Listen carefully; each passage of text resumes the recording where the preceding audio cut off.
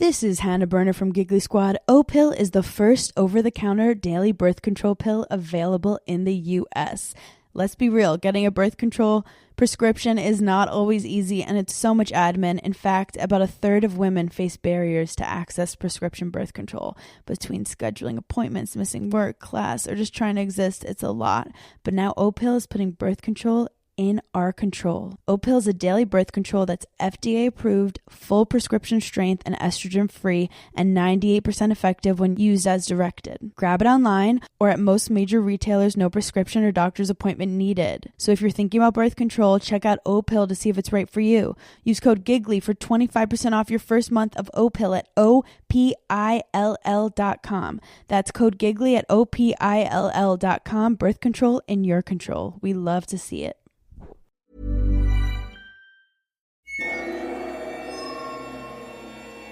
This is LitReading. People love scary stories, and that's why during the Halloween season, we get some of the biggest audiences for LitReading. For this year's scary season, here's a disquieting tale about a lonely guest convalescing in a quiet country hotel. The Pale Man by Julius Long.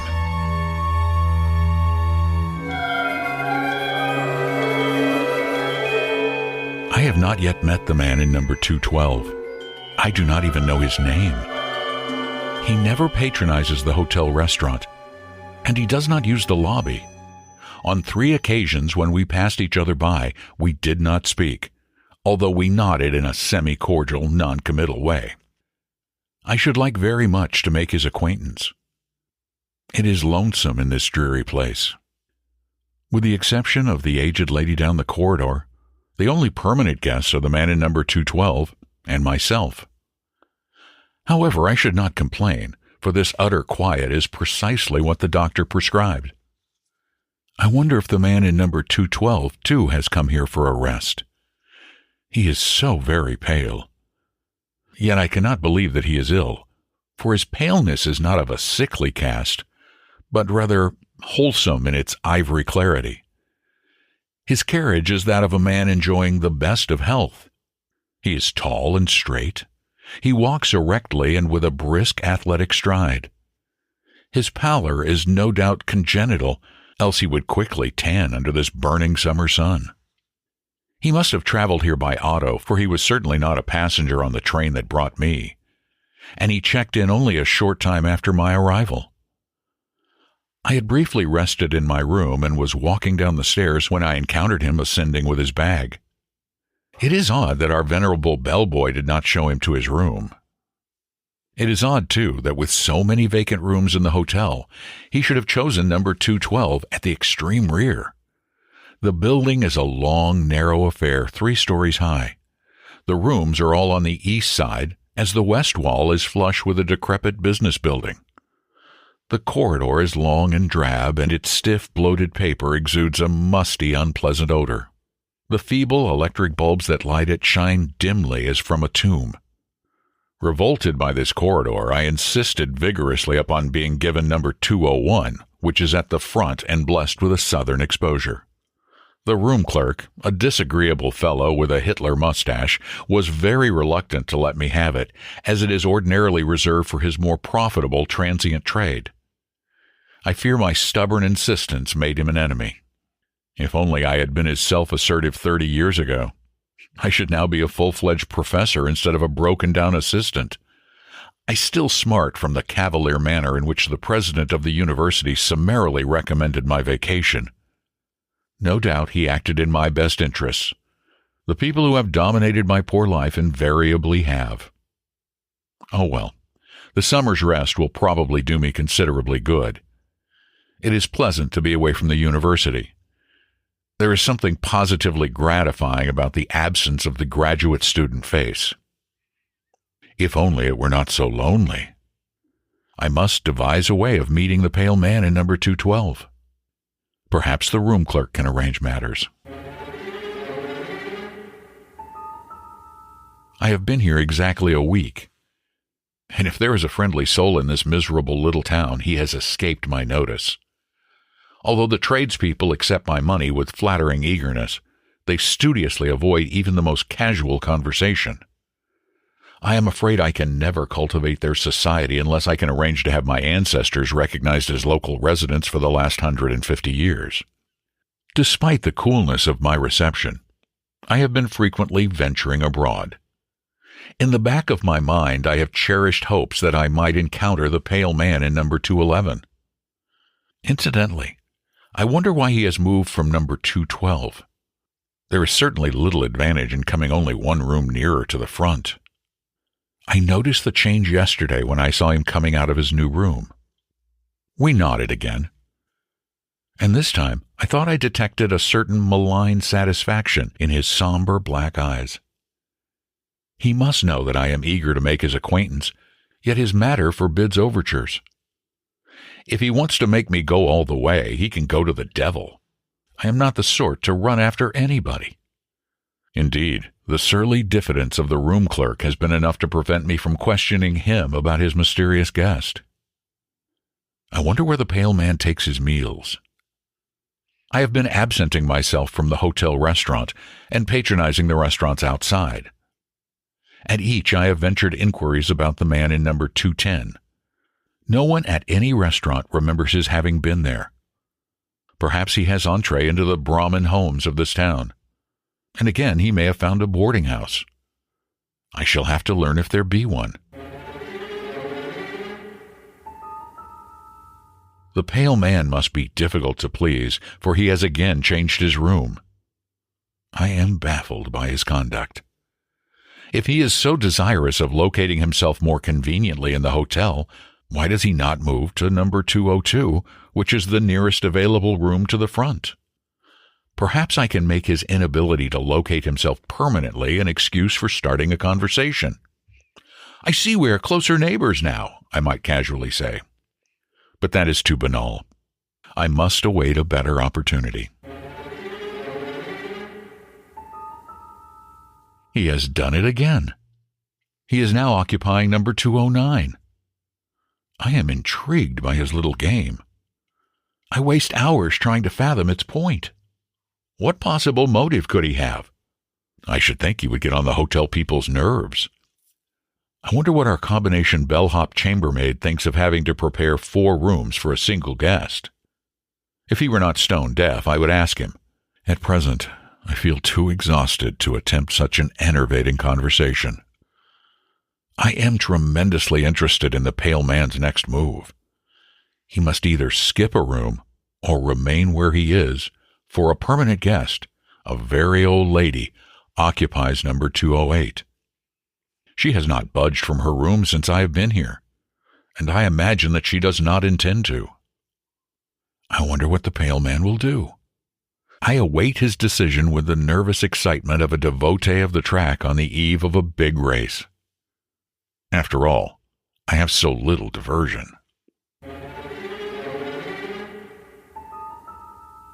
Well, the mysterious guest was not forced to remain where he was, nor did he have to skip a room. The lady in number 208 simplified matters by conveniently dying. No one knows the cause of her death, but it is generally attributed to old age. She was buried this morning. I was among the curious few who attended her funeral. When I returned home from the mortuary, I was in time to see the pale man leaving her room. Already he has moved in. He favored me with a smile whose meaning I have tried in vain to decipher. I cannot but believe he meant it to have some significance. He acted as if there were between us some secret that I failed to appreciate. But then, perhaps his smile was meaningless after all, and only ambiguous by chance, like that of the Mona Lisa. My man of mystery now resides in number 207. And I am not the least bit surprised. I would have been astonished if he had not made his scheduled move. I have almost given up trying to understand his eccentric conduct. I do not know a single more about him than I knew the day he arrived. I wonder whence he came. There is something indefinably foreign about his manner. I am curious to hear his voice. I like to imagine that he speaks the exotic tongue of some faraway country. If only I could somehow inveigle him into conversation. I wish that I were possessed of the glib assurance of a college boy who can address himself to the most distinguished celebrity without batting an eye. It is no wonder that I am only an assistant professor. I am worried. This morning I awoke to find myself lying prone upon the floor. I was fully clothed. I must have fallen exhausted there after I returned to my room last night. I wonder if my condition is more serious than I had suspected. Until now, I have been inclined to discount the fears of those who have pulled a long face about me. For the first time, I recalled the prolonged hand clasp of the president when he bade me goodbye from the university. Obviously, he never expected to see me alive again. Of course, I am not that unwell. Nevertheless, I must be more careful. Thank heaven I have no dependents to worry about.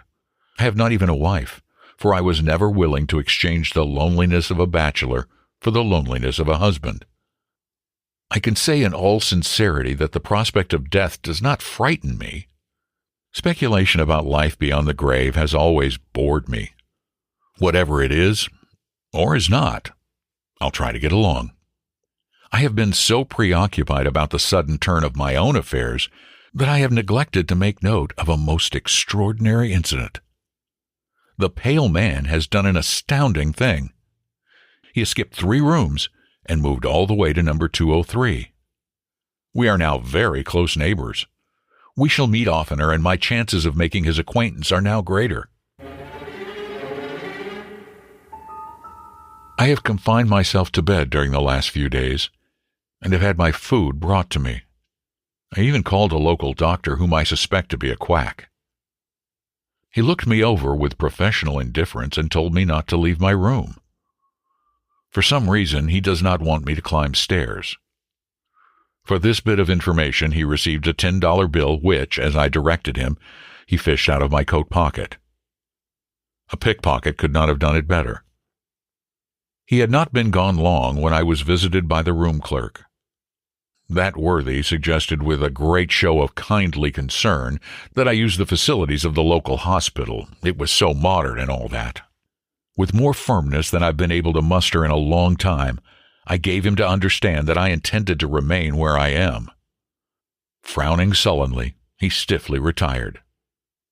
The doctor must have paused long enough downstairs to tell him a pretty story. It is obvious that he is afraid I shall die in his best room. The pale man is up to his old tricks. Last night, when I tottered down the hall, the door of number 202 was ajar. Without thinking, I looked inside. The pale man sat in a rocking chair, idly smoking a cigarette. He looked up into my eyes and smiled that peculiar, ambiguous smile that has so deeply puzzled me. I moved on down the corridor, not so much mystified as annoyed. The whole mystery of the man's conduct is beginning to irk me. It is all so inane, so utterly lacking in motive. I feel I shall never meet the pale man, but at least I am going to learn his identity. Tomorrow I shall ask for the room clerk and deliberately interrogate him. I know now. I know the identity of the pale man, and I know the meaning of his smile. Early this afternoon, I summoned the room clerk to my bedside. "Please tell me," I asked abruptly, "who is the man in number 202? The clerk stared wearily and uncomprehendingly. "You must be mistaken. That room is unoccupied." "Oh, but it is," I snapped in irritation. "I saw myself the man there only 2 nights ago. He is a tall, handsome fellow with dark eyes and hair. He is unusually pale. He checked in the day that I arrived." The hotel man regarded me dubiously, as if I were trying to impose upon him. "But I assure you there is no such person in the house. As for his checking in when you did, you were the only guest we registered that day." "What? I have seen him 20 times. First he had number 212 at the end of the corridor. Then he kept moving toward the front. Now he's next door in number 202. The room clerk threw up his hands. "You're crazy," he exclaimed, and I saw that he meant what he said. I shut up at once and dismissed him.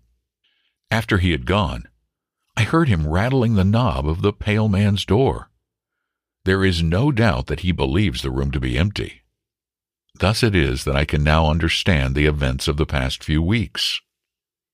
I now comprehend the significance of the death in number 207.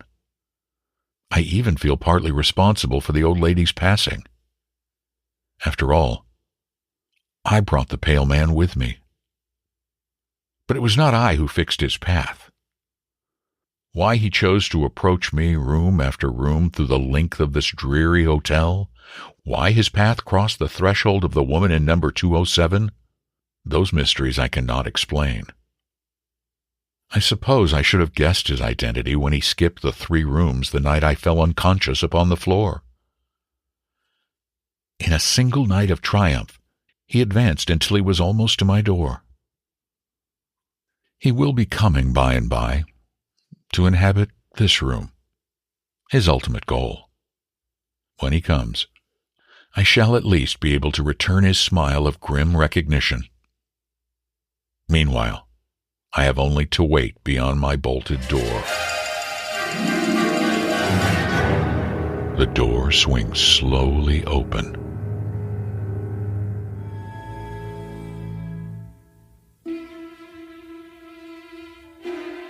As I can only read stories in the public domain, if you paid close attention, you might wonder about the reference to a Hitler mustache. That's because this story was published in 1934, and the copyright was not renewed. The story's author, Julius Long, was a lawyer who wrote a few horror and detective stories. His work is not well known, but several of his stories, like this one, are quite good. He was not a prolific writer, and died fairly young at the age of 47. Thanks for listening to Lit Reading. I really appreciate your patronage. I'm glad you love the stories. I adore the reviews you guys write on Apple Podcasts and the great ratings you give on Spotify. Please share the stories with friends, particularly here in the scary season when everybody loves a good horror story that's not too graphic. None of ours are. So thanks for listening. Share the podcast on social media. Tell your friends. Take good care of yourselves. I'm Don McDonald.